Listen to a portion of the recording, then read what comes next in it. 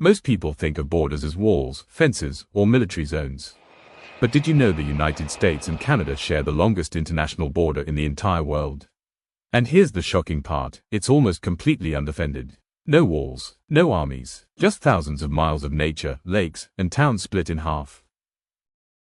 This border stretches for about 8,891 kilometers, or 5,525 miles, running from the Atlantic Ocean in the east, all the way through the Great Lakes, across the prairies, and up into the forests and mountains of Alaska in the west. It touches 13 U.S. states including Maine, Minnesota, Montana, and Alaska.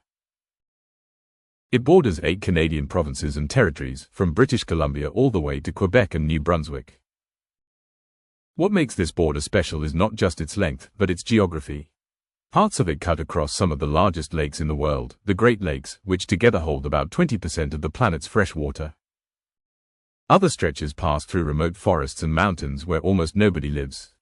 In some areas, the border is marked only by a cleared path through the trees, called the border vista, a 20-foot wide cut line stretching for miles. The famous Haskell Free Library and Opera House was deliberately built on the border in 1904. The stage is in Canada, but most of the seats are in the United States, so you can literally watch a play across 2 countries at once.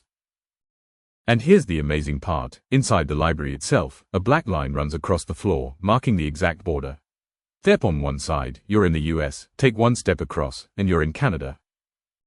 In some neighborhoods, people's front doors are in one country and their backyards in another.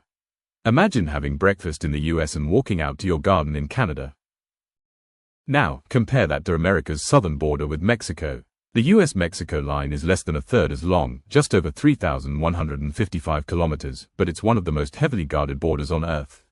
Fences, checkpoints, surveillance cameras, and border patrols stretch across deserts and rivers.